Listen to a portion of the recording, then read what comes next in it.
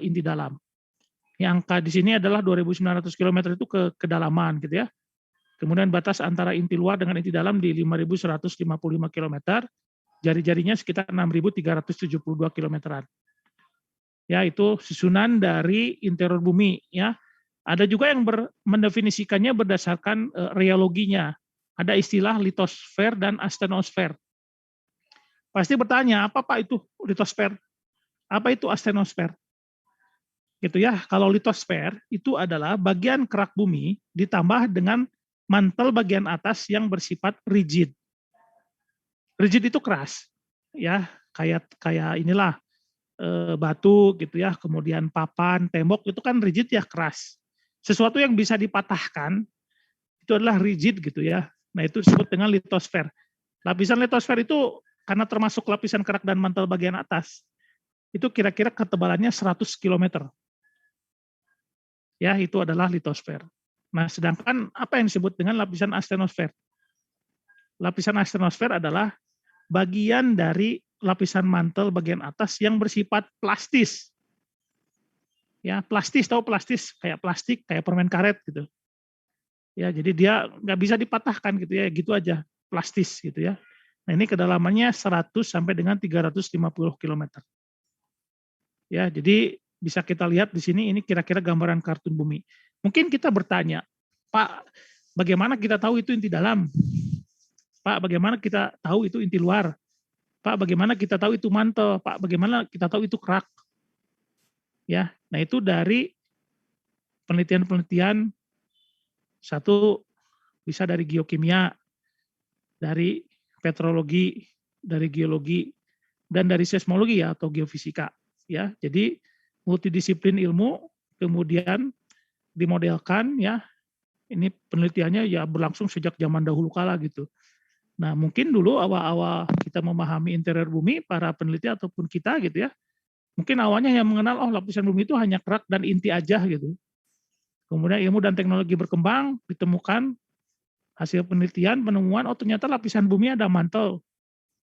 Ya, berkembang lagi, oh ternyata kerak dibagi dua, kerak benua, kerak samudra. Berkembang lagi, oh ternyata itu mantel dibagi lagi 3 lapisan, mantel atas, zona transisi mantel, mantel bawah. Dan kemudian ada inti dalam dan inti luar.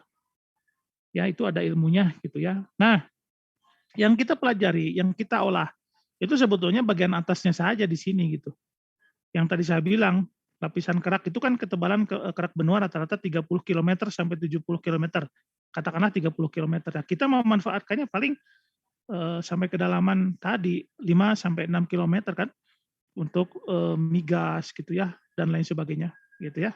Nah, paling tidak kita harus memahami proses yang ada di bawah sini di interior bumi itu sangat mempengaruhi proses geologi tektonik yang ada di permukaan. Ya, dalam skala geologi tentunya. Ya, jadi ya bagaimana kita melakukan memahami kebumian gitu ya, karena ya kita di FTTM mau tidak mau kita harus mempelajari interior bumi kita, ya harus mempelajari proses geologi tektonik ya yang ada di permukaan gitu ya. Oke, baik ini kira-kira gambaran bumi saat ini. Kedepannya kalau ada perkembangan ilmu dan teknologi lagi yang menemukan sesuatu di bawah, bisa jadi nanti di inti luar nanti ada lapisan apa lagi gitu. Bagian kalian lah ya sekarang dan seterusnya. Di inti dalam ada apa lagi, itu ada bukti-bukti ilmiahnya. Ya, jadi tidak semata-mata ngarang, oh ini udah gini-gini aja gitu. Ya, ya oke, saya lanjut lagi. Nah, inti ya, ini ada inti dalam, inner core, ada inti luar, disebut dengan outer core, kemudian ada lapisan mantel. Ya, di sini jari-jari bumi tadi saya bilang 6.372 km kurang lebih. Nah, inti dalam itu, hasil penelitian yang ada menunjukkan bahwa inti dalam itu tersusun dari besi atau Fe yang bersifat solid. Solid itu padat. Ya, kalau inti luar itu menurut penelitian itu Fe yang bersifat fluid. Ya, jadi kalau inti dalamnya solid, inti luarnya fluid gitu. Jadi ada semacam aliran fluida di sini gitu ya, yang mengitari sesuatu yang padat atau solid. Mantel sendiri secara umum dia merupakan zona yang ada yang padatnya, ada yang bagian-bagian yang banyak kandungan fluidanya gitu ya. Nah, karena bumi mempunyai inti luar yang cair, itu menyebabkan medan magnet dan atmosfer yang tebal. Ya, jadi ada istilah geodinamo. Ya, geodinamo ya. Masih ingat pelajaran IPA ya, bagaimana gaya-gaya listrik, gaya-gaya magnet, kemudian juga bagaimana medan listrik dan lain sebagainya tercipta, medan magnet juga gitu ya. Nah, jadi di sini bisa kita lihat bahwa eh, bisa kita lihat di sini bahwa sunnya gitu ya, inti luar ini bisa menyebabkan medan magnet yang ada di permukaan bumi. Nah, medan magnet yang ada di permukaan bumi ini sangat penting ya untuk perisai bumi itu sendiri ya dari sinar ultraviolet dari matahari. Kemudian juga pelindung dari mungkin benda-benda langit yang kecil gitu ya. Ketika masuk atmosfer bumi kan dia akan bergesekan dengan atmosfer bumi sebelum sampai ke bumi udah hancur gitu. Nah, kemudian juga untuk keperluan elektronik, ya alat-alat yang sekarang kita gunakan, ya dari gadget, handphone, kemudian juga alat komunikasi lainnya, apa sih yang tidak menggunakan frekuensi, apa yang tidak menggunakan kemagnetan gitu ya. Nah itu ya sekarang gitu ya zamannya. Nah itu salah satu fungsi dari inti luar bumi yang cair itu menyebabkan medan magnet dan atmosfer yang tebal. Nah, di sini medan magnet itu memproteksi atmosfer. Ya, di mana atmosfer itu memproteksi bumi dari meteor. Ya. Nah, bisa kita lihat di sini ya. Oke. Nah, ini ada garis-garis gaya magnet ya. Saya kira Anda sudah belajar sejak SMA. Jadi ada kutub utara magnetik, ada kutub utara geografik. Ya, kalau di sini kita gambarkan kutub utara magnetik north gitu ya. Ini kutub selatan magnetik adalah south gitu ya. Di sini ada garis-garis magnetik ya dari selatan ke utara katakanlah seperti ini. Nah, jadi asal mula medan magnet bumi itu karena adanya inti luar yang cair. Pentingnya medan magnet saya ulangi itu adalah untuk memproteksi atmosfer. Ya, terutama dari sinar ultraviolet ya dari matahari. Kemudian juga atmosfer memproteksi bumi dari meteor. Ya. Mungkin kalau Anda pernah nonton film zaman dulu, zaman jadul namanya The Core. The Core ya, inti. Nah, di situ kan ada gangguan di inti luar dan di mantel gitu ya. Sehingga sirkulasi konveksi mantelnya itu berhenti. Itu film film apa ya? Film fiksi ilmiah lah gitu. Ya, tapi ya dibumbui lah film itu ya. Jadi konveksi mantelnya berhenti, sirkulasi fluidanya berhenti, medan magnetnya jadi terganggu. Nah, karena terganggu, tiba-tiba burung yang lagi terbang jatuh gitu ya. Karena burung kan dia mengandalkan sebetulnya medan magnet juga dia sensornya. Kemudian juga tiba-tiba bangunan-bangunan meleleh karena medan magnetnya melemah gitu ya. Nah, itu karena memang ada satu proses di bawahnya itu dari film-film zaman dulu. Mungkin pernah nonton belum The Core atau belum pernah dengar film The Core? Belum pernah dengar. Mungkin belum lahir ya. Saya dulu waktu zamannya SMA ada namanya The Core itu. Coba cari The Core. Ya itu ya film zaman dulu gitu ya. Oke. Nah, kemudian saya lanjut. Nah, ini pentingnya medan magnet bumi. Ini bumi kita gitu kan. Ini ada angin matahari gitu kan ya. Nah, ini bumi kita ada magnetosfer bumi ya. Ini sebagai perisai dari radiasi sinar ultraviolet.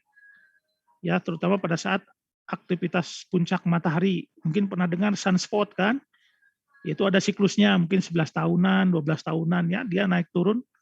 Ya, jadi ketika melepaskan aktivitas tersebut, maka dia akan sedikit banyak mengganggu aktivitas di bumi gitu. Tapi kita beruntung punya magnetosfer sebagai perisainya. Kadang-kadang mengganggu aktivitas seperti gardu listrik gitu kan pernah dilaporkan juga di beberapa tempat ketika aktivitas matahari naik, gardu listriknya ada yang terganggu ada gitu ya. Ya tapi kita masih ada garis-garis magnet atau magnetosfer bumi yang sebagai perisainya lah untuk angin matahari maupun radiasi sinar ultraviolet. Nah, kita berbicara ilmu kebumian ya karena kita di FTTF. Apa itu ilmu kebumian gitu ya? Nah, ilmu kebumian itu mempelajari bumi dan alam semesta yang mengelilinginya. Kemudian menggunakan observasi dan eksperimen untuk menemukan penyebab kejadian-kejadian alam. Ya, kejadian-kejadian alam kan banyak gitu ya, bisa kita amati, bisa kita rasakan gitu ya. Kemudian juga mempelajari sistem bumi dan alam semesta seperti sistem cuaca dan iklim, batuan gitu ya, samudra dan planet. Itu kebumian. Ya mungkin isu sekarang yang berkembang yang mengenai iklim kan, perubahan iklim gitu ya, itu saya kira itu yang sekarang banyak didiskusikan gitu ya. Kemudian juga nah ini ada grafik ini global warming gitu ya, pemanasan global. Ya mungkin pemanasan global itu mungkin sudah terjadi ya, sejak zaman dulu dan dia punya siklus mungkin gitu ya, dia ada memang secara alami ada. Ya tapi mungkin juga, kadang-kadang aktivitas manusia bisa mempercepat itu gitu.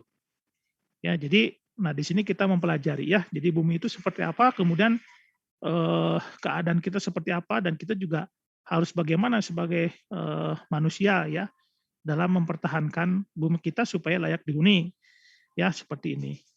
Oke, ini nature of science gitu ya. Jadi ide besarnya adalah bahwa para ilmuwan ataupun peneliti kebumian itu menggunakan metode-metode spesifik untuk menginvestigasi bumi dan di luar bumi. Ya, ya tentu ya untuk kemaslahatan manusia sendiri gitu ya, untuk kesejahteraan manusia sendiri dan untuk kedepannya gitu ya. Jadi kita pelajari bumi kita. Nah mungkin Anda pernah dengar gempa kan, pernah merasakan mungkin ya.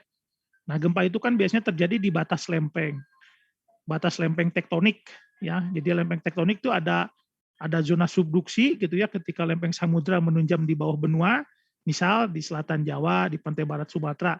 Ada lempeng Indo-Australia yang menunjam di bawah Eurasia atau busur Sunda yang sekarang kita pijak. Ada juga batas lempeng yang bersifat transform atau sesar geser. Ya, ada sesar Sumatera, di Bandung ada sesar Lembang di utara gitu ya. Ada sesar Palu Koro, ada sesar Opak, ada sesar Sorong dan lain-lain. Nah, kemudian juga ada di batas lempeng yang bersifat divergen. Ya, divergen itu saling menjauh satu lempeng dengan lempeng lain, misalnya di punggung tengah samudra. Nah, ini ada gambaran. Nah, kira-kira seperti ini. Ini ada suatu sesar gitu ya, tiba-tiba dia bergeser satu sama lain. Ya, sesar ini ada yang disebut dalam bahasa Inggrisnya fault gitu ya. Jadi ada ini istilah aja gitu ya. Don't look at me like that. It's not my fault gitu ya. Fault itu kan kalau di kita kan istilahnya itu bukan salah saya gitu ya, tapi kan kalau di terminologi geologi fault itu sesar atau patahan gitu ya. Ketika dia bergerak, dia menimbulkan gempa dan lain sebagainya. Nah, kita mempelajari juga tingkah laku ini gitu ya, alam ini gitu ya, kita amati, observasi gitu, kemudian kita lakukan analisis bagaimana perilakunya ya, kemudian kapan siklusnya ya, meskipun kita tidak tahu kapan terjadinya di mana secara tepat, sampai saat ini teknologi belum ada yang bisa menentukan dengan tepat gempa akan terjadi di mana, belum ada. Paling tidak kita memetakan potensi bahayanya gitu ya. Nah, kita belajar, oh kira-kira di sini ada potensinya, oh di sini dan lain sebagainya. Sama juga kita memetakan potensi-potensi dari lapisan sedimen yang cukup tebal, lapisan sedimen yang bisa menghasilkan suatu sistem petroleum yang bisa menghasilkan suatu hidrokarbon yang sudah mature, yang sudah bisa digunakan untuk dieksploitasi gitu ya, dan lain sebagainya. Karena sampai saat ini kita lihat ataupun kita mendengar informasi bahwa sumber-sumber lapangan yang ada di Indonesia gitu ya, itu belum cukup memenuhi kebutuhan dalam negeri dari migas gitu ya, kita harus import. Nah, itu digalakan sekarang mulai ya eksplorasinya untuk mencari cadangan-cadangan baru gitu ya, cekungan-cekungan baru yang potensial untuk menghasilkan giant field ya, atau lapangan raksasa paling tidak minyak dan gas. Nah, diperlukan sumber daya manusianya yang unggul, sumber daya manusianya yang semangat, yang tekun, yang rajin, yang punya komitmen dan lain-lain gitu ya, sehingga bisa melakukan eksplorasi untuk mencari giant field itu sesuai dengan keilmuannya. Ya pasti di situ kan orang-orang FTM paling tidak kan. Nah kemudian yang kedua selain SDM-nya adalah bagaimana kita gitu ya melakukan proses itu sendiri. Ya kita harus melakukan kegiatan eksplorasi untuk mencari tentunya ya, baik secara geofisika maupun secara geologi. Nah di Indonesia dipetakan di seluruh dari barat sampai timur, utara sampai selatan, kira-kira mana nih cekungan-cekungan yang punya potensi menghasilkan giant field gitu ya. Ada beberapa. Nah kedepannya saya kira lebih ke arah yang laut dalam gitu ya, daerah-daerah frontier yang aksesnya lebih sulit. Nah itu perlu biaya yang besar, budget yang besar, perlu sumber daya manusia yang bagus, perlu juga teknologi yang tinggi. Nah itu akhirnya biayanya kan jadi tinggi gitu ya. Oke. Nah ini cakupan ilmu kebumian sebetulnya sangat luas, ya mulai dari atmosfer sampai ke interior bumi gitu ya. Nah ini cakupan ilmu kebumian itu ada astronomi ya, itu studi objek di luar atmosfer bumi. Nah ini cabang ilmu bumi yang paling tua, yaitu astronomi gitu ya.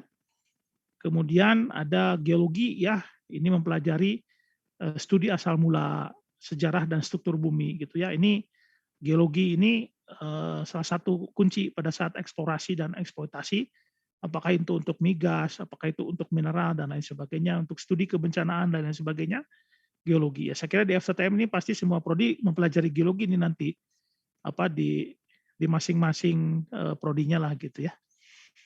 Kemudian ada meteorologi ya, ini studi mengenai atmosfer bumi. Ya, ini perkiraan cuaca, tornado, kemudian iklim dan lain sebagainya. Ini merupakan sesuatu ilmu yang penting ya, karena sekarang kan zamannya perubahan iklim gitu ya, iklim yang tidak menentu, kemudian juga harus tahu dengan kedepannya gitu ya, ordenya dalam jam, mungkin dalam menit kedepannya gitu ya, bagaimana melakukan analisis perkiraan cuaca gitu ya, dan juga untuk memahami kira-kira proses-proses yang ada di atmosfer bumi itu seperti apa ya, karena ini penting sekali untuk informasi penerbangan, untuk informasi pertanian, peternakan, termasuk di migas, di rig ya, ataupun di offshore, onshore itu informasi-informasi meteorologi itu penting. Kemudian ini juga ada ilmu oceanografi ya, ini studi yang mengenai kehidupan dan properti samudra di bumi. Ya kalau Indonesia kan negara kepulauan, hampir 2/3-nya lautan gitu ya. Jadi ini mempelajari ilmu yang ada di samudra gitu ya. Kemudian juga nah ini yang tadi saya bilang berapa banyak dari bumi kita yang tertutup lautan. Ya ini kan paling banyak bumi kita ya tertutup oleh lautan gitu ya. Nah hampir 3/4 kan ya atau 2/3 ya tertutupi oleh lautan bumi kita. Jadi banyak hal yang mungkin belum kita ketahui gitu ya mengenai keadaan lautan itu sendiri ya, terutama laut-laut yang di samudra ataupun yang berada di laut dalam gitu ya. Oke, kemudian yang kelima ada ilmu geofisika. Ini untuk aplikasi metode fisika untuk mempelajari bumi gitu ya. Kebetulan karena saya dari teknik geofisika, jadi paling tidak saya mengertilah sedikit gitu ya, geofisika itu apa gitu. Nah, geofisika berbeda dari metode lainnya yang mempelajari bumi karena geofisika bisa melihat ke dalam bumi ya. Jadi looking into the earth, probing into the earth ya, di mana pengukurannya dilakukan jauh dari target, biasanya di permukaan. Jadi kita memanfaatkan instrumen-instrumen yang ada di permukaan untuk melihat respon dari bawah permukaan. Baik dari magnetnya, baik dari gravitasinya, densitasnya, kecepatan gelombang seismiknya, dan lain sebagainya untuk melihat subsurface-nya seperti apa sih gitu ya. Nah, geofisika dalam hal ini tanda kutip melihat, probing, melihat bumi dalam terminologi properti fisiknya, ya, yang membantu informasi dari hasil studi geologi. Jadi geofisika tidak menggantikan geologi, akan tetapi saling melengkapi gitu ya, satu sama lain untuk melihat kira-kira bawah permukaan itu seperti apa. Nah ini kita punya model kartun untuk interior bumi secara global, mulai dari lapisan inti dalam, inti luar, mantel gitu ya, sampai ke lapisan kerak. Nah tidak serta-merta ada model ini, ya tentu hasil kajian-kajian dari multidisiplin ya mengenai kebumian, sehingga orang bisa memodelkan ini loh bahwa permukaan bumi itu seperti ini. Ya ini skala global, ini untuk skala yang kecil atau skala eksplorasi ya di geofisika kita memanfaatkan katakanlah gelombang seismik ini sumber getarannya dari vibroseis. Ya, ini ada alat untuk eksplorasi migas ya. Jadi bangkitkan gelombang seismik, kemudian dia masuk ke permukaan, ada yang dipantulkan kembali, ada yang diteruskan, kemudian dinaikkan ke atas lagi. Yang bulat-bulat ini adalah stasiun geofon atau receiver atau penerima gelombang. Nah, nanti gelombang yang melalui medium bawah permukaan, dia akan membawa informasi medium yang dilewatinya. Kemudian orang geofisika mencoba untuk melakukan pemrosesan data, ya sedemikian hingga sehingga kita bisa dapat image atau citra atau struktur bawah permukaan yang nantinya bareng-bareng kita semua di FTTM, di mana nih kira-kira yang ada minyaknya atau gasnya, di mana nih kita akan melakukan pengeboran, ya. Nah di situ ya karena investasi di migas itu kan sangat mahal. Kalau salah mengebor itu kan resikonya jutaan dolar gitu. Jadi harus betul gitu ya dan lain sebagainya. Ini alatnya aja, ban mobilnya dulu yang punya selam bersih. Kalau zaman dulu saya kuliah masih ada open house gitu ya di ITB. Setiap ada open house itu selam bersih biasanya bawa mobil yang segede gini gitu, bannya itu setinggi saya. Jadi kebayang segede apa mobilnya. Itu untuk membangkitkan getaran vibroseis supaya dia bisa penetrasi ke dalam gitu. Ya. Nah, kemudian yang keenam ada ilmu lingkungan. Ya, itu adalah studi yang mempelajari interaksi organisme dan lingkungannya gitu ya. Ini juga penting gitu ya, lingkungan ya karena bagaimanapun lingkungan itu harus sustain gitu ya. Ya untuk keberlanjutan manusia itu sendiri. Nah, ini merupakan sistem bumi. Di bumi kita ada air gitu ya. Ada udara, ada air, ada tanah dan ada kehidupan. Ya, ini sistem bumi yang satu sama lain itu saling memerlukan. Kita perlu udara, kita perlu air, kita perlu tanah, kita juga perlu tumbuhan dan kehidupan dan hewan dan lain sebagainya ya sebagai satu kesatuan ekosistem di bumi gitu ya, yang keseimbangannya jangan sampai ada yang terganggu. Terganggu satu ya bisa merembet ke semuanya gitu. Ya, dipelajari itu sistem bumi. Nah, kemudian ini ada yang disebut dengan geosfer. Apa itu geosfer gitu ya? Geosfer itu adalah area di permukaan bumi sampai ke pusat bumi. Ya, jadi yang dipijak oleh kita sampai ke pusat bumi itu disebut dengan geosfer. Ya, geosfer ya. Saya ulangi lagi. Jadi ada 3 bagian utama. Yang paling atas lapisan kerak, yang di bawahnya ada mantel, yang di bawahnya lagi ada lapisan inti. Ya, inti dalam dan inti luar. Ini adalah geosfer. Ya, ini istilahnya geosfer ya. Geo kan bumi gitu ya. Sfer itu ya bola gitu. Ya bola bumi lah gitu ya, paling tidak seperti itu. Ini area dari permukaan bumi sampai ke pusat bumi. Ada yang disebut juga atmosfer. Saya kira Anda sering mendengar kata atmosfer. Kata atmosfer itu Anda sering dengar. Apa itu atmosfer? Itu adalah selimut gas yang menyelimuti planet bumi. Nah, kalau kita di permukaan di sini, nah di sini ada troposfer, di atasnya ada lapisan stratosfer, di atasnya lagi ada lapisan mesosfer, di atasnya lagi ada lapisan termosfer. Nah, pesawat ataupun yang balon udara itu paling sampai troposfer. Berapa sih kalau pesawat komersil gitu ya, terbang? Kalau kita lagi naik pesawat paling 35.000 feet kan, 35.000 kaki gitu. Kalau dimeterkan tinggal dibagi 3 lah gitu. Paling 10 kilometer kan, atau sampai 12 kilometer lah. Di atas tanah, di atas permukaan bumi kan. Nah, di atasnya ada lapisan stratosfer, ya, kemudian di atasnya ada mesosfer, di atas lagi ada termosfer. Yang di termosfer di sini ada stasiun angkasa, ada satelit ya untuk alat komunikasi di bumi, ya disimpannya kan di termosfer. Ya, jadi ternyata di atas kita juga ada lapisan, di bawah kita juga ada lapisan. Ya, saya kira ini hal yang sangat luar biasa apabila kita berpikir gitu. Kenapa bisa begini gitu ya, kemudian bagaimana dan siapa gitu ya yang membuatnya ya. Nah, ini tentu sesuatu yang istilahnya itu ya kita harus pahami. Karena kita kan hidup di bumi ya, jadi kira-kira interior bumi itu seperti apa, kemudian di atas atmosfer itu lapisannya seperti apa. Ya, jadi ini kira-kira gambarannya ya, lapisan atmosfer bumi kita. Kemudian ada hidrosfer, itu adalah semua air yang ada di bumi. Ya, di permukaan bumi kita, ya air itu disebut dengan hidrosfer, baik di samudra ataupun yang ada di darat. Kemudian yang keempat ada biosfer. Nah, biosfer itu adalah semua organisme di bumi dan lingkungan di mana makhluk hidup itu tinggal. Ya, jadi kita harus menjaga lingkungan gitu kan, menjaga alam dan lain sebagainya, terutama makhluk hidup dan tumbuhannya gitu ya. Tumbuhan kan penting ya untuk suplai oksigen, untuk suasana menjadi adem sejuk kan tumbuhan. Ya. Nah, dulu saya waktu kuliah di ITB tahun 98 ya, saya kos itu di sekitar di Pati Ukur, ya mungkin dari kalian belum ada yang ke Bandung ya? Ada juga yang orang Bandung kan. Nah, dulu saya tahun 97 kalau pagi kuliah jalan kaki dari kosan ke ITB. Dari kosan itu jam 6:15 lah pagi-pagi. Udah bangun belum kalian jam 6? Jangan begadang terus. Udah Pak. Sudah Pak.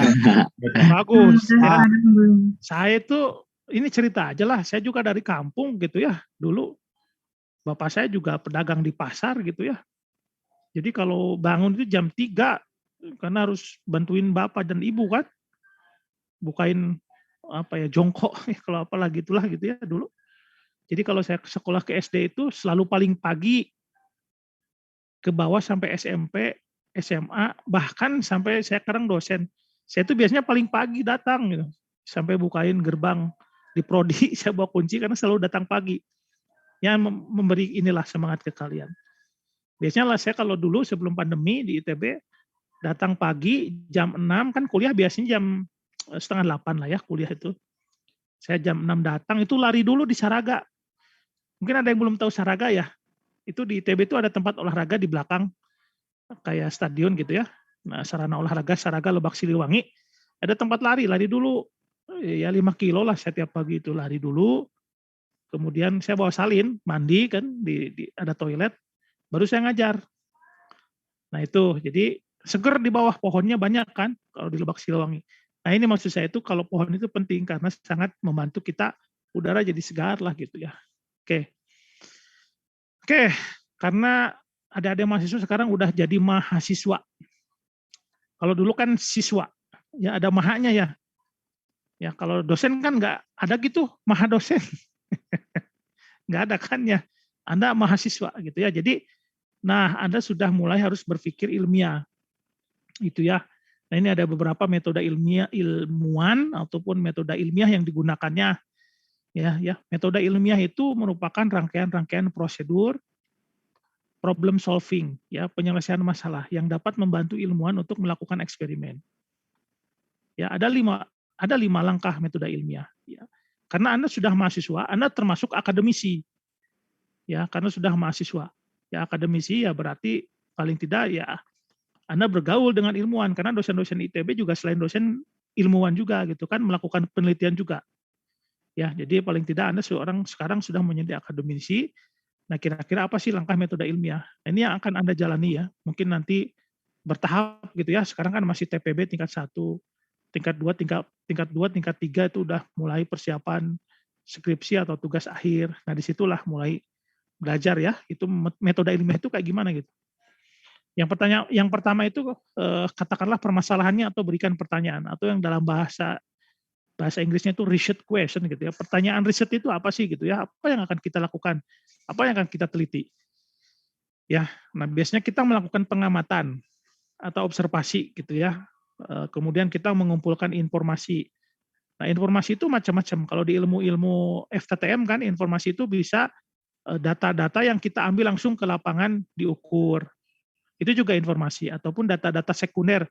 Data-data yang sudah ada hasil penelitian sebelumnya kita kumpulkan, ya kemudian kita gunakan, kita amati, oh seperti ini, oh seperti itu, untuk mencari informasi ya. Kira-kira kalau di bidang FTTM kan mencari informasi-informasi mengenai bawah permukaan ataupun daerah-daerah yang bisa kita gunakan untuk eksplorasi migas ataupun mineral ataupun untuk mempelajari kebencanaan dan lain sebagainya.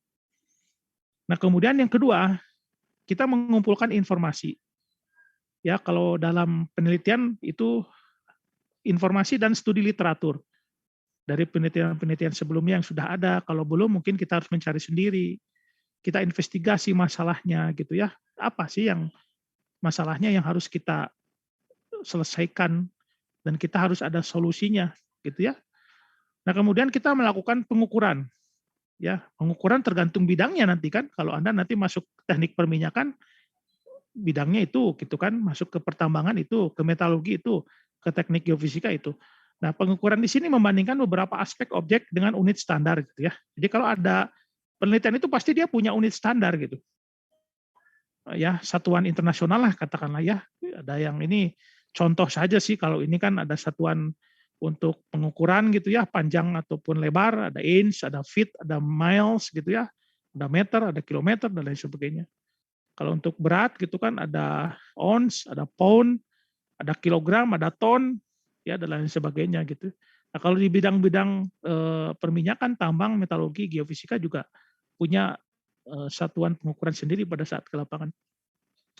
Bentuk hipotesis. Hipotesis itu sih apa gitu? Hipotesis itu adalah suatu dugaan yang harus dibuktikan kebenarannya. Jadi kita menduga sesuatu kalau mau melakukan riset, tapi harus dibuktikan bahwa dugaan itu dibuktikan kebenarannya. Jadi dugaan yang harus dibuktikan kebenarannya. Itu disebut dengan hipotesis. Jadi setiap penelitian itu selalu ada hipotesisnya. Kemudian uji hipotesis. Ya. Nah, pengujian hipotesis itu ada eksperimen. Itu prosedur yang dilakukan untuk membuktikan hipotesis. Biasanya ada variabel bebas, ya, ada variabel tidak bebas, ada konstanta, ya. Oke, nah ini adalah beberapa variabel. Oke, saya break dulu ya, pengen minum nih, 1 menit ya, boleh ya? Oke, Pak. Boleh, Pak, boleh. Oke, Pak. Boleh, Pak. Aku Bima Ya, Pak. minum, Pak. Alvin.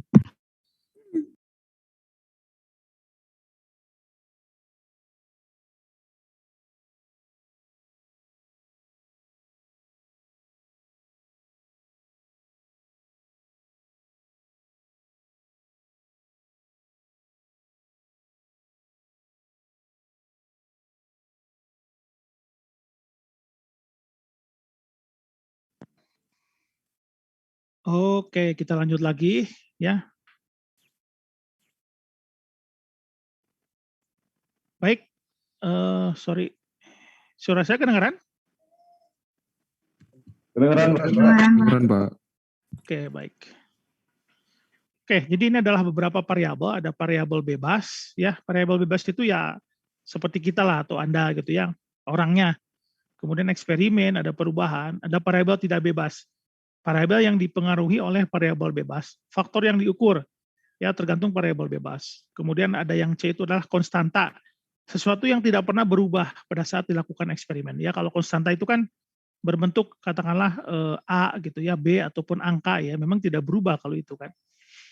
Nah, kemudian ketika kita melakukan penelitian itu ada kesimpulan. Jadi setelah dilakukan eksperimen, kita melakukan observasi juga, kita melakukan hipotesis yang bisa terbukti atau tidak gitu ya. Yang namanya penelitian itu terbukti atau tidak itu dua-duanya sah-sah saja.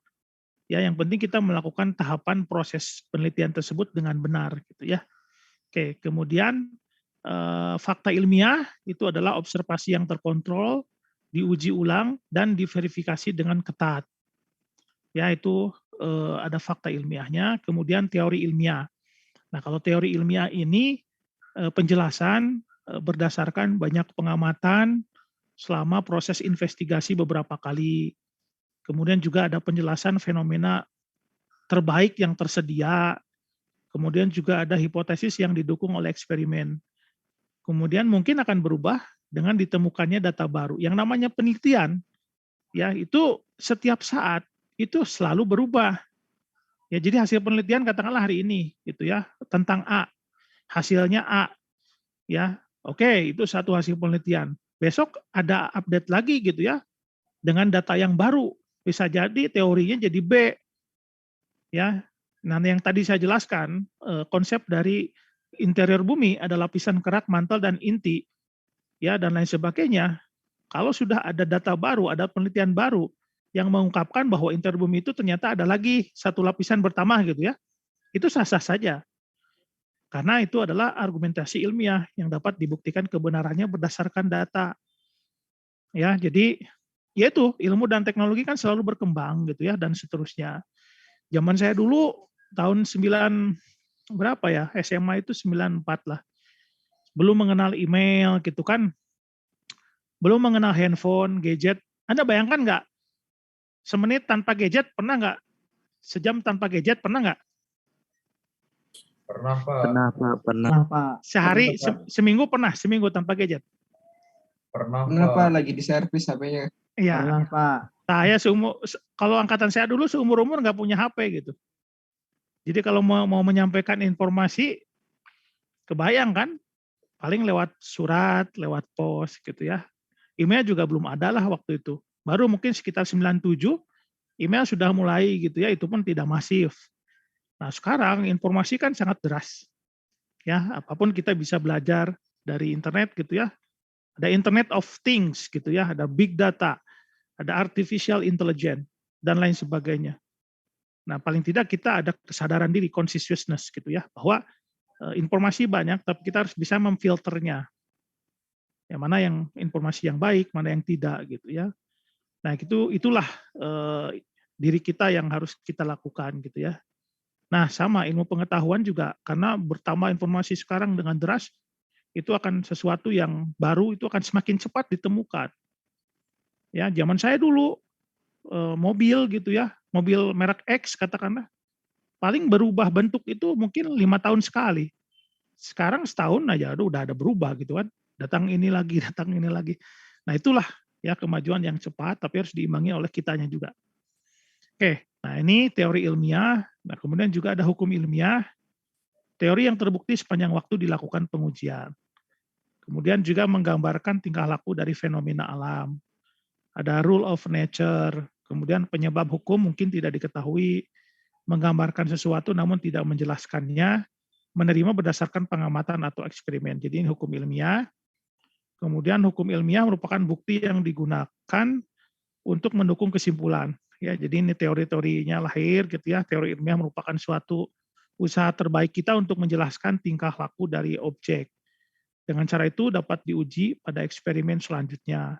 Fakta ya, hukum-hukum ilmiah itu harus meyakinkan kita bahwa teori yang kita buat merupakan penjelasan yang baik ya mengenai apa yang telah terjadi.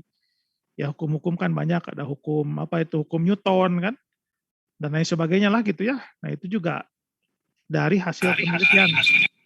Ya. Nah ini ada komunikasi ilmiah, jadi hasil-hasil penelitian, nanti suatu saat Anda akan melakukan penelitian yang disebut dengan skripsi atau tugas akhir. Ya tahapan-tahapannya yang seperti itulah secara umum. Nah hasil dari penelitian ya itu dalam bentuk katakanlah tugas akhir atau skripsi atau publikasi yang lain ya itu harus dikomunikasikan dalam bentuk apa? Laporan. Ya suatu saat Anda akan praktikum mungkin fisika dasar, kimia dasar kan ada laporannya, ada grafiknya, ada modelnya. Ya, jadi komunikasi ilmiah. Anda sudah mahasiswa, Anda melakukan belajar, Anda melakukan penelitian. Hasilnya harus bisa dikomunikasikan ke orang banyak. Ya, bagaimana cara mengkomunikasikan ke orang banyak, Anda harus bisa. Ya, harus belajar bertahap ya. Jadi tidak langsung bisalah kita mengkomunikasikan secara ini itu enggak. Itu perlu waktu dan perlu istilahnya itu ya kita harus terus mencoba gitu ya. Nah, penting seseorang bisa berkomunikasi. Karena disitulah ketika kita akan bergabung ke dunia nyata setelah kuliah, faktor komunikasi itu sangat penting. Ya, bagaimana seseorang dapat diterima di suatu perusahaan yang diinginkan, bagaimana seseorang ingin mudah diterima di suatu tempat pekerjaan yang diinginkan, itu komunikasinya harus bagus. Ya, ya kita katakanlah pinter gitu ya semuanya, tapi ketika sulit mengkomunikasikan, kan bingung mungkin yang menarik Anda kerja juga ya, bos Anda juga bingung mungkin nanti kan, teman Anda juga bingung, ini orang maunya apa gitu. Nah komunikasi yang baik juga harus belajar. Nah belajar berkomunikasi yang baik itu bisa dari banyak hal, dari lingkungan, dari pada saat kita kuliah, ikut kegiatan-kegiatan yang positif gitu ya, ekstrakurikuler dan lain sebagainya, organisasi yang positif dan lain sebagainya gitu ya. Kemudian juga penelitian-penelitian, tugas akhir, skripsi, belajar, dikerjakan, tugas dan lain sebagainya. Nah, itu salah satu cara belajar kita nanti hasilnya untuk mengkomunikasikan. Ya, nanti kalau cara komunikasi ilmiah ada laporan, ada grafik, ada model. Cara-cara menulis laporan, grafik, model ada ilmunya, ada mata kuliahnya. Nanti silahkan Anda belajar dengan tekun dan rajin lah gitu ya. Oke, saya kira itu. Kemudian, nah ini terakhir ya, terima kasih ya, silahkan kalau ada yang mau ditanyakan, mau didiskusikan, oke, silahkan. Ini yang dari FTTM siapa ini adminnya? Oke, silahkan kalau ada yang mau bertanya, Pak. Siap, nama, kemudian asal dari mana, saya pengen tahu SMA mana, silakan. Nama saya Damadriano Valdino, FTTMC, kelas ganjil, dan asal sekolah dari SMA Telkom Sekar Kemuning Cirebon. Ya. Saya tinggal di Bekasi. Ya. Saya ingin bertanya, Pak, itu PPT-nya nanti bakal di-share nggak, Pak? Di-share itu, nanti bisa, itu ada ininya, ada ini, makanya saya tadi nanya ini hostnya siapa gitu ya, dari FTTM di-share nanti. Ada itu, bisa. Oke, yang, Pak. nanti saya share itu. Silakan aja. Oke. Silakan kalau yang lain. Ini kebetulan saya di kantor juga ini, tapi nggak ada orang. Jadi saya sendiri, jadi maskernya saya buka karena nggak ada orang. Gitu. Ini satu lantai kosong. Ya kebetulan lagi WFO. Ya dapat piket gitu ya. Oke, silakan. Kalau ada yang mau ditanyakan, silakan. Atau mau didiskusikan. Tetap semangat ya. Pak, saya ingin bertanya. Silakan. Saya ingin bertanya, Pak. Ya, silakan. Perkenalkan, nama saya Berli Jitra Kausar, NIM 16421418. Pak, saya ingin bertanya tentang dari mana? Dari mana? Minyak kan SMA mana? Oh iya, saya dari SMA Negeri Sumatera Selatan, dari Sumatera Selatan. Iya, oke, silakan. Nah, jadi seperti yang kita tahu bahwa minyak kan terkubur, minyak batubara kan terkubur di bawah beberapa kilometer di bawah tanah kan, Pak. Dan itu juga kan dari energi fosil, karena dari dari tumbuhan, dari hewan-hewan di zaman dahulu. Nah, pertanyaan saya bahwa kenapa hasil dari pembusukan dari hewan-hewan tadi, tumbuh-tumbuhan tadi terkubur beberapa kilometer di bawah tanah, Pak. Kan mereka kan mati di atas permukaan tanah zaman dulu. Apakah itu membuktikan bahwa ada peninggian dari kerak bumi, Pak, sehingga mereka terkubur jauh beberapa kilometer di bawah tanah? Pertanyaannya, bagus pertanyaannya. Jadi kita mengenal kalau di geologi itu kan ada proses sedimentasi, ada proses geologi yang skala waktunya bukan puluhan tahun, bukan ribuan tahun, bukan puluhan ribu tahun, itu jutaan tahun. Ya, katakanlah gini lah, ketika ruangan saya, katakanlah inilah ruangan saya gitu. Saya tidak ke kantor waktu pandemi itu mungkin sekitar sebulan, tergantung level dari PPKM kan ya. Nah begitu saya datang keluar, begitu saya datang lagi ke kantor, meja saya gitu ya, baru sebulan. Dengan asumsi tidak ada yang membersihkan ya. Itu debunya udah tebal di meja saya gitu. Itu baru sebulan di dalam ruangan. Apalagi yang di luar ruangan. Apalagi yang jutaan sampai ratusan juta tahun. Nah itu proses sedimentasinya nanti di geologi diajarkan bagaimana proses-proses itu terjadi gitu. Ya. Oke, gimana Bu Intan? Maaf Pak, Oke, jadi seperti itu. Siapa Kausar ya namanya tadi ya? Ada proses geologi ya dan sedimentasi yang terjadi gitu ya. Itu aja sih sebetulnya. Nanti dijelaskan ada di mata kuliahnya sehingga tadi fosil-fosil ataupun tumbuhan yang jadi hidrokarbon ya. Nah, itu juga karena proses-proses itu salah satunya. Tentu ada proses temperatur, tekanan, kompaksi dan lain sebagainya gitu ya. Perubahan muka air laut, transgresi, regresi dan lain sebagainya. Nah, itu sangat berpengaruh juga dan lain sebagainya. Itu di geologi dijelaskan nanti, ya. Oke, itu yang bisa saya jawab. Terima kasih. Ya, sama-sama. Silakan yang lain. Pak, saya ingin bertanya Pak. Yo, nama. Saya Dafa Mujahid Abdullah, kelas ganjil STMC dari SMA Negeri 1 Cirebon. Sekarang saya tinggalnya di Cirebon juga. Saya mau nanya Pak, ini kan ya kami itu ada beberapa lah, masih ya mendominasi belum punya jurusan gitu. Yang punya jurusan kan cuma anak-anak geofisika aja. Yang peminatan ya? Iya, yang peminatan. Nah, kalau misalnya tuh Pak, ini kan Indonesia juga kan mungkin lagi beralih juga ke renewable energy, dari batu bara ke renewable energy. Lalu juga di renewable energy juga kan banyak menemui hambatan tuh Pak. Nah, berarti untuk prospek pekerjaan tuh Pak, jurusan di FTTM yang prospek kedepannya masih bagus tuh apa ya Pak? Soalnya kan mungkin zamannya udah berbeda ya Pak. Mungkin kalau sekarang kan zamannya energi terbarukan, zamannya IT. Oke. Kebayang gitu, saya. Udah. Saya jawab ya. Semuanya prospeknya bagus. Ya. Semuanya prospeknya bagus. Ya, saya kira kalau keperluan untuk energi fosil ya memang kan renewable energy juga sekarang udah mulai digalakan, sudah mulai meningkat meningkat penggunaannya, tetapi energi fosil saya kira dari informasi yang ada gitu ya, dari studi-studi yang ada paling tidak keperluan untuk energi fosil masih sampai tahun 2050 masih gitu ya. Nah sekarang Anda tahun berapa ini 2021 gitu ya. Nah saya kira itu masih ada peluang untuk berkarya di bidang tersebut. Kemudian juga mineral-mineral kan. Nah, saya kira itu juga di Indonesia, apalagi sekarang ada istilahnya itu kan mobil listrik pasti perlu penyimpanan energinya di suatu katakanlah perlu litium dan lain sebagainya kan di Indonesia juga banyak. Nah, saya kira untuk semua prodi di FTTM juga punya potensi yang sama baiknya lah. Tergantung Anda mau kemana bakat dan minatnya. Pastikan saja. Dan kalau sudah menjadi pilihan, tekuni itu. Jangan pernah menyesali apa yang telah dikerjakan. Karena tidak semua orang punya kesempatan seperti Anda.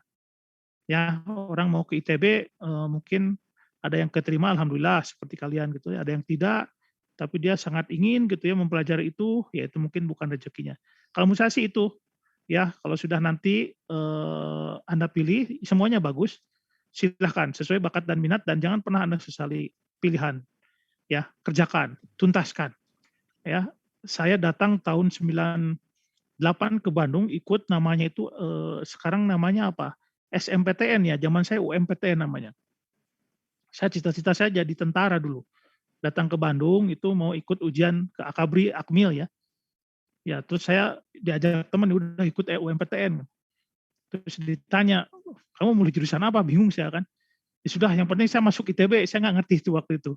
Mau kemana ya saya pilihan satu waktu itu saya pilih prodi A gitu ya, pilihan kedua prodi B. Oke saya keterima gitu ya, akhirnya alhamdulillah di ITB.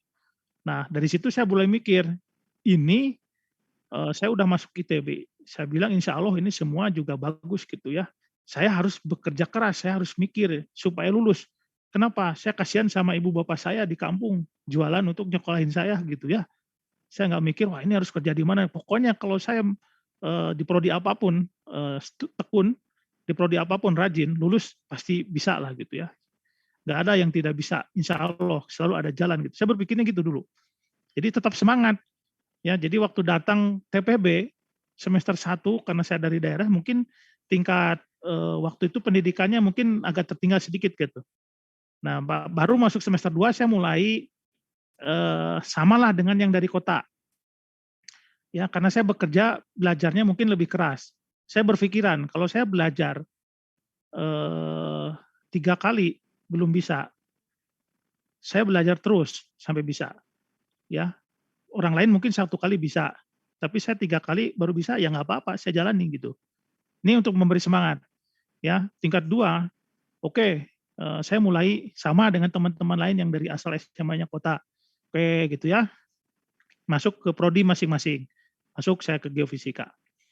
Nah di geofisika terus belajar gitu ya. Nah di situ tingkat 2, tingkat 4 mulai kelihatan mana yang punya semangat, ya mana yang pantang menyerah. Semua yang masuk ITB itu kan pinter-pinter semuanya, nggak ada yang tidak pinter.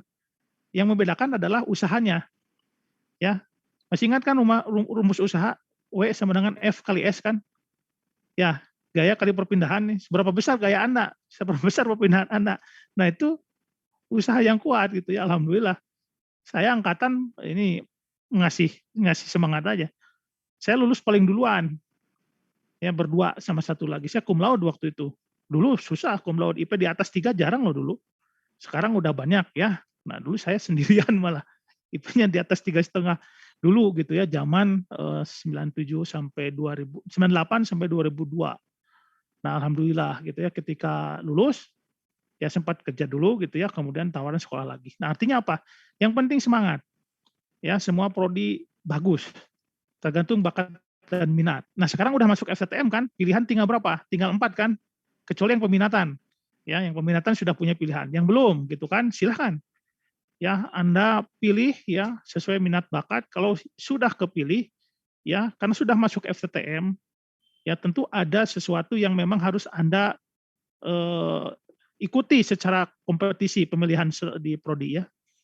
Ya, katakanlah ya udah masuknya ke pilihan 2 atau 3 ya nggak apa-apa, tekuni aja. Semangat gitu ya. Saya ingatnya orang tua. Itu aja sih, Dava ya. Oke. Ya Pak, terima kasih. Semangat aja ya. Oke. Oke, silakan kalau ada yang bertanya lagi. Ada yang bertanya lagi? Udah mulai belajar kalkulus belum?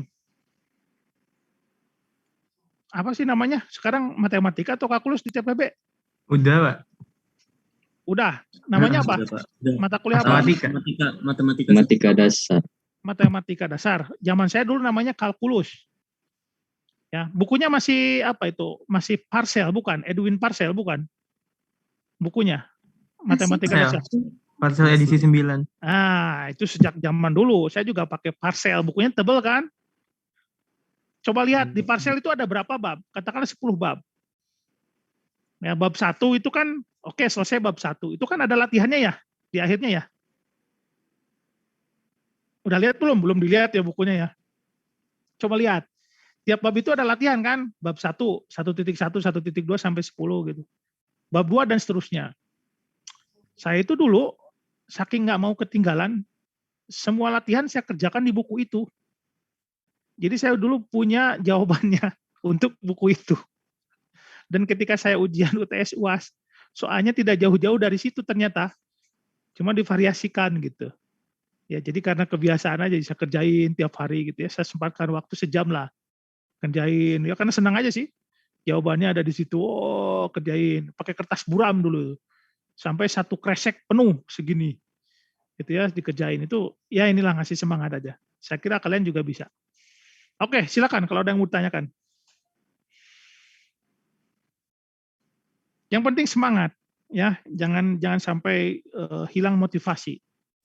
Apapun yang dikerjakan, kalau kita semangat gitu ya, sambil berdoa tentunya kepada Yang Maha Kuasa gitu ya. Bismillah gitu ya, pasti bisa lah. Oke. Baik, kalau tidak ada lagi pertanyaan, tetap semangat gitu ya. Salam sehat selalu, selamat belajar. Ya, kita berjumpa minggu depan. Kebetulan saya ditugaskan 2 kali ngajar PSDM ini, minggu ini sama minggu depan ya Bu Intan ya. Ya Pak. Jangan lupa tuh kata Bu Intan mahasiswa untuk mengisi presensinya.